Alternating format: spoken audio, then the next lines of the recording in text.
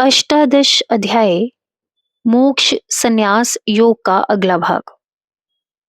आगे श्री भगवान कहते हैं, अपने अपने वर्ण में रहते हुए अपने वर्ण धर्म के यथाविधि अनुष्ठान द्वारा प्राप्त विशुद्ध बुद्धि से युक्त होकर एवं धृति पूर्वक अपने को नियम में रखकर शब्द स्पर्श रूप रस गंध पांचों विषयों का त्याग करके राग द्वेष को छोड़कर और वैराग्य के आश्रय एकांत स्थान में रहकर अल्प आहार करें तथा शरीर मन और वाणी को संयम में रखकर नित्य ध्यान योग के अभ्यास में लग जाएं। ब्रह्म ज्ञान किसी साधन का फल नहीं होता। ज्ञान स्वयं सिद्ध है। शरीर मन वाणी के किसी कार्य की उपज नहीं है और योग सिद्ध होने पर स्वयं अंतर में अनुभव गम्य होता है। योगा अभ्यास के पूर्व विशुद्ध सात्विक बुद्धि और धृति चाहिए। उसके लिए बुद्धि योग कहा गया है। बुद्धि योग से स्थित प्रज्ञ होना ही ब्राह्मी स्थिति कही गई है। शब्द आदि पांचों विषय इंद्रियों को अपनी ओर खींचते हैं, जिससे मन इंद्रियों का अनुगामी हो जाता है और बुद्धि को संसार सागर में डुबो देता है। इसलिए अपने अपने विषयों से राग द्वेष रहित रखकर इंद्रियों को अपना कार्य करने दो और शारीरिक वाचिक एवं मानसिक चेष्टाओं पर नियंत्रण पूर्वक मन को वश में रखकर नियम में रखो।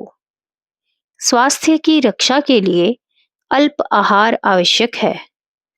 अधिक आहार करने वाला कभी भी ब्रह्मचर्य की रक्षा नहीं कर सकता और आलस्य निद्रा एवं प्रमादवश नियमित अभ्यास भी नहीं कर सकता। ध्यान योग के इस प्रकार अभ्यास की अवधि कब तक है, यह अब अगले श्लोक में कहते हैं। अहंकार काम क्रोध आदि युक्त मन के दुस्साहस दर्प घमंड काम क्रोध परिग्रह अपनी वस्त्र भोजन की आवश्यकता से अधिक संग्रह का त्याग करके ममता रहित शांत होने पर ब्रह्म भाव की भूमिका में पदार्पण की पात्रता आती है। इसलिए जब तक उक्त दोष क्षीण ना हो तब तक ध्यान योग के अभ्यास में लगे रहना चाहिए, क्योंकि यह दोष ध्यान के द्वारा ही क्षीण होते हैं। अब ब्रह्म भाव के लक्षण कहते हैं। ब्रह्म भाव युक्त मनुष्य सदा प्रसन्न रहता है, ना शोक करता है, ना किसी की इच्छा करता है और सब प्राणियों में समभाव रखता है। तब उसे मेरी पराभक्ति प्राप्त होती है। पराभक्ति के लक्षण नहीं बताए गए, उसका फल अगले श्लोक में कहा गया है। ब्रह्म भाव में त्रिगुण अतीत अवस्था होनी चाहिए, इसीलिए पराभक्ति को भी त्रिगुण अतीता समझा जाता है। पहले आर्त जिज्ञासु अर्थार्थी और ज्ञानी चार प्रकार के भक्त कहे गए हैं। ज्ञानी की भक्ति को पराभक्ति कहा जाता है।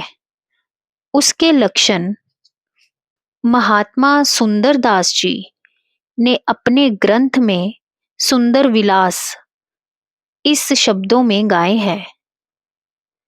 सेवक सेव्य मिल्यो रस पीवत भिन्न नहीं अरु भिन्न सदा ही ज्यों जल पिंड धर्यो जल बिचसु पिंड रुनीर जुदो कुछ नाही ज्यों द्रग में पुत्री द्रग एक नहीं कुछ भिन्न रुभिन्न दिखाही। सुंदर सेवक भाव सदा यह, भक्ति परा परमात्म माही। अंग बिना मिले संग, बहुत आनंद बढ़ावे। मिल परमात्म सो आत्मा, परा भक्ति सुंदर कहे। उस परा भक्ति के द्वारा वह ब्रह्मभूत भक्त मुझे तत्व से जानता है कि मैं अर्थात भगवान जैसा और जो भी हूं, अर्थात मेरे सगुण निर्गुण दोनों भावों को समझ सकेगा। मुझे तत्वतः जानकर फिर मुझी में विलीन हो जाता है। ऊपरयुक्त पराभक्ति वाला भक्त ऊपर कहे मेरे विशेष आश्रय में रहता हुआ निषिद्ध विहित सब प्रकार के कर्मों को करता हुआ भी मेरे प्रसाद से उस शाश्वत पद को प्राप्त कर लेता है जो अविनाशी है। अब अवधूत अवस्था का वर्णन करते हैं। इस अवस्था पर पहुंचने के लिए पहले चित्त से मेरे परायण होकर अर्थात मेरे में एकत्व भाव रखता हुआ सब कर्मों को मुझ पर छोड़ और बुद्धि युक्त रहकर सदा मच्चित रहे अर्थात मुझ में दत्त चित्त होकर अपना चित्त मुझी में विलीन कर दे।